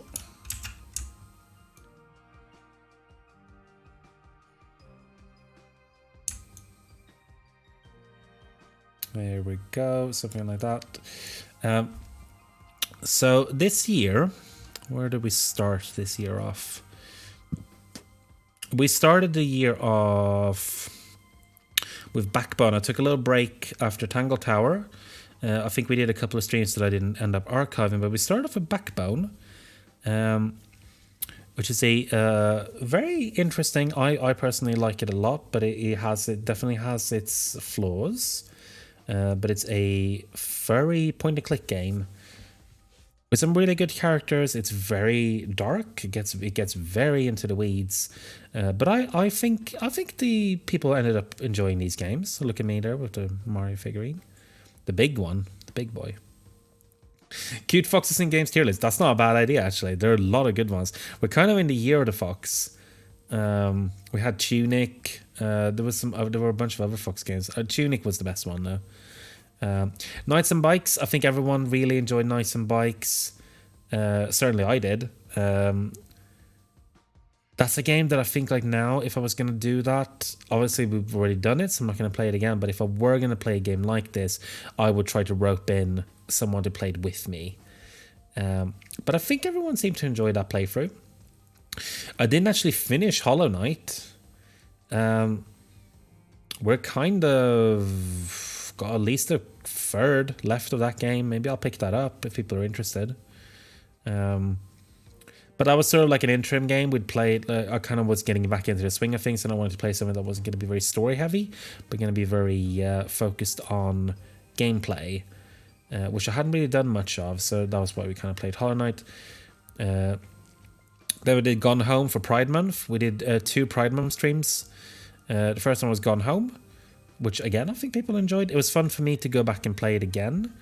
And then we played Ascension Transition to Silver, which I was super interested in showing off to people. I think people ended up liking that one as well. Sort of a mix between the old film Stalker, but from a very queer perspective. Lovely little visual novel. And then we played Cloudpunk. Also great. This kind of was, I think, around the time that Cyberpunk... I don't think it was around the time that Cyberpunk came out, but Cyberpunk was like still in the news a lot. So I was kind of like, this is the best Cyberpunk game. I don't know if it is the best one, but I love Cloudpunk a lot. And getting to play it with the updates since I played it the first time was really neat. Then we had Epistory, which, I love Epistory. Actually, I have a free code, Steam code for Epistory. Should anyone want it, please let me know on the Discord. I'll throw down the Discord link there if you want to join. DM me on Discord if you want a free version of Epistory. We did a Mario Time stream. That was fun, where I showed off the entire Mario collection. It's grown a little bit since then, so at some point we're going to have to do another one, because they get very filthy very quickly.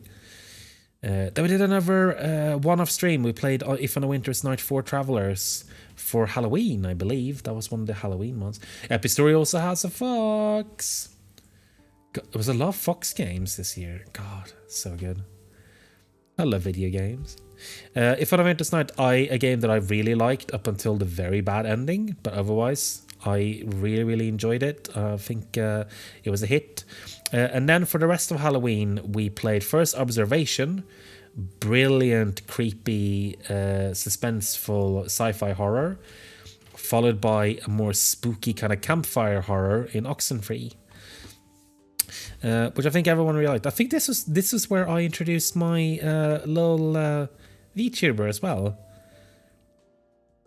Hopefully I'll do some more VTubing in the new year. I would love to have an actual model made. I'm eyeing some people to maybe commission if I can afford it. But I think people enjoyed Oxenfree as well. I certainly did. And I might still do a second playthrough to get some of the story bits that we missed the first time.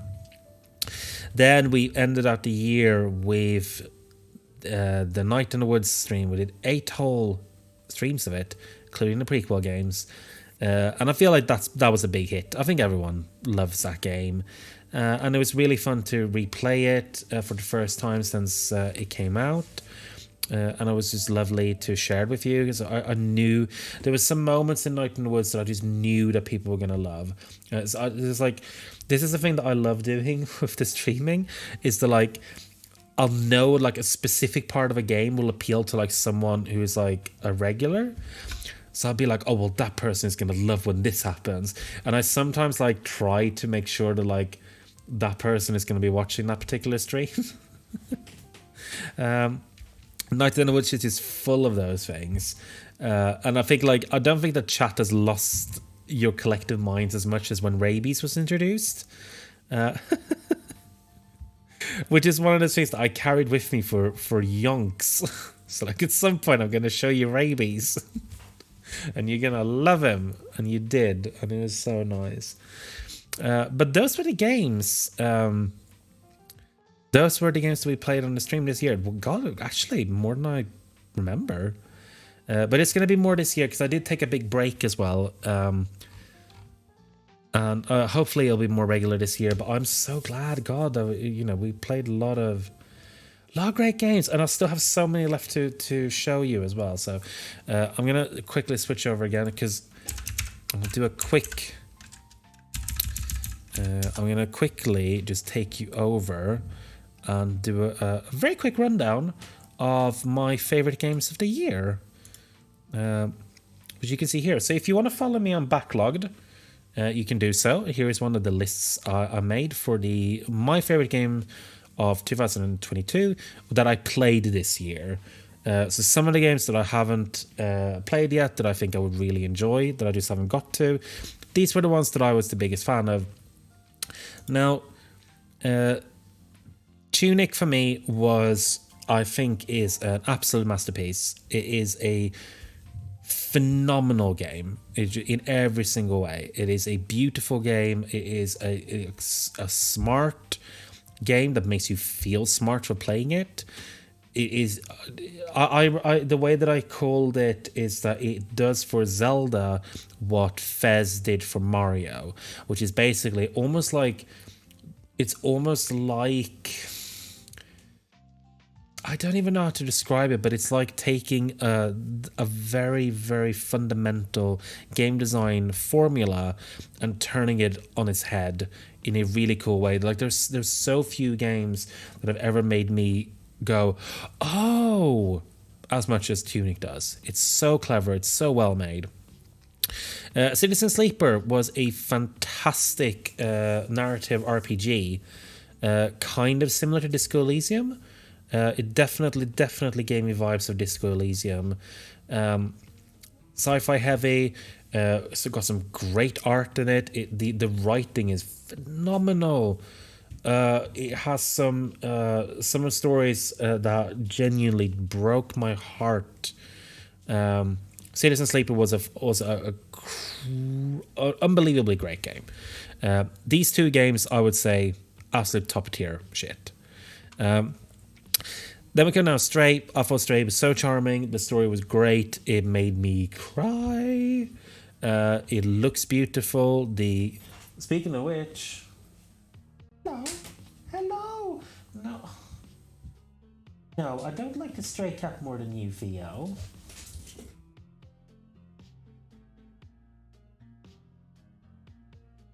Okay, so we might have to take a cat break. Oh my god, you're literally not even gonna be able to see him.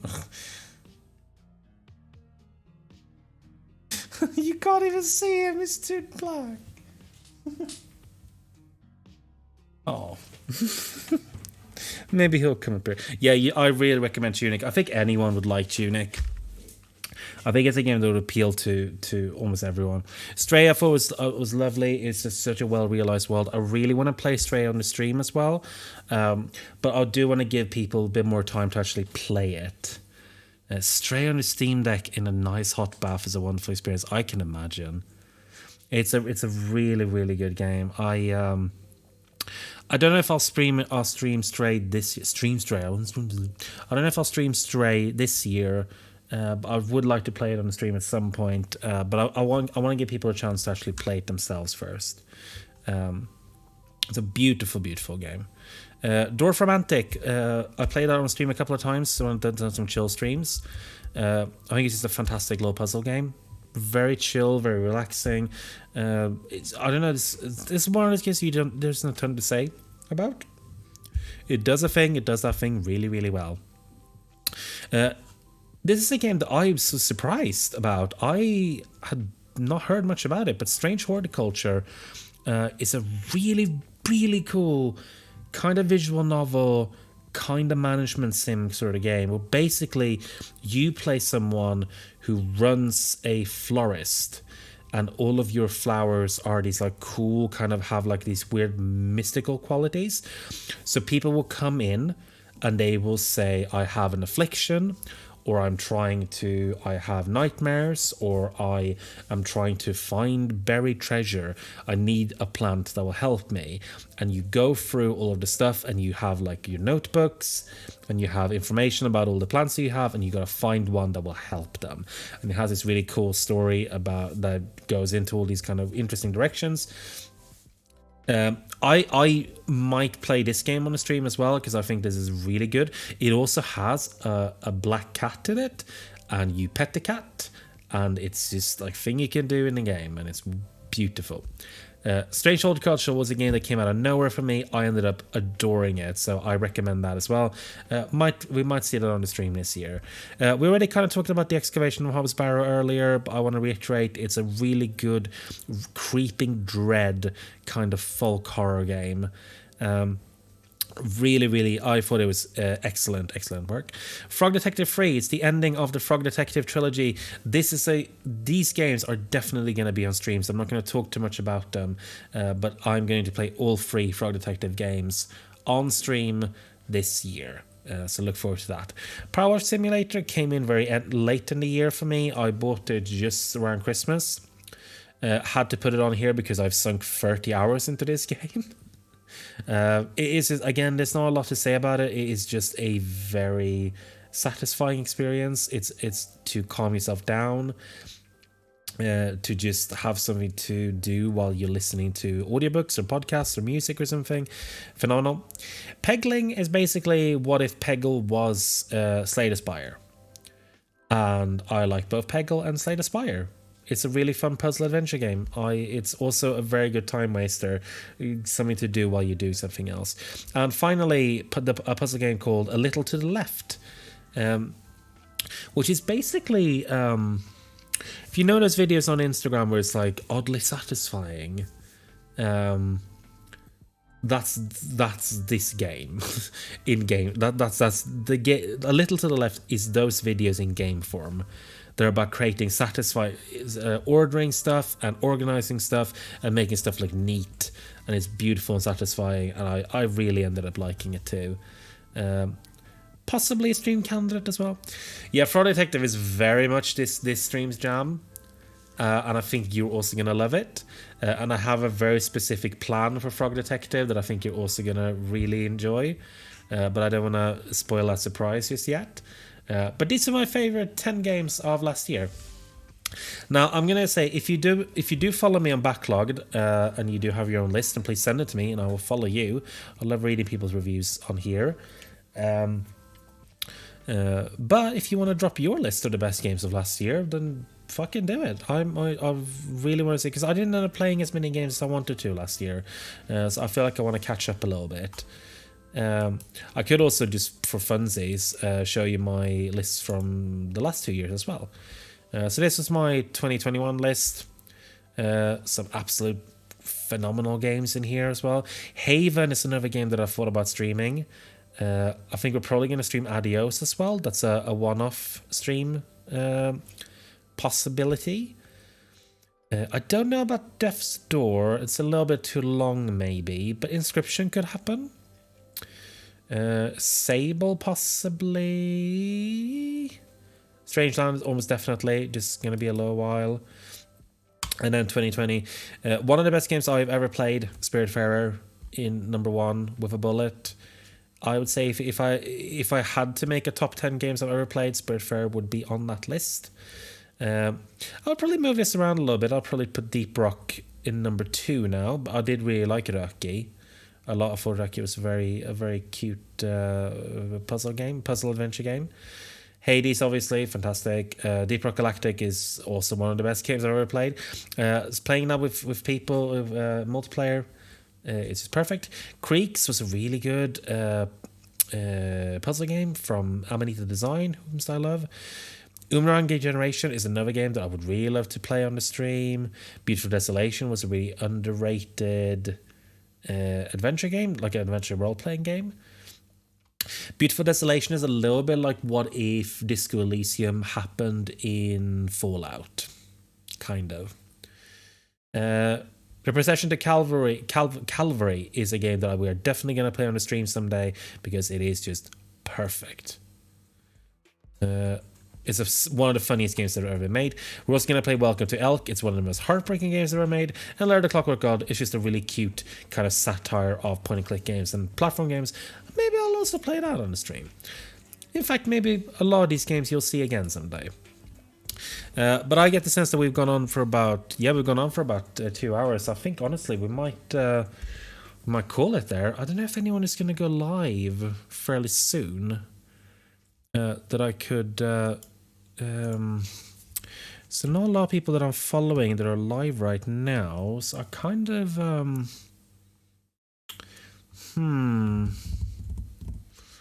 So I'm wondering if there's something we could do for just a few minutes, because I think some people are going to go live very shortly.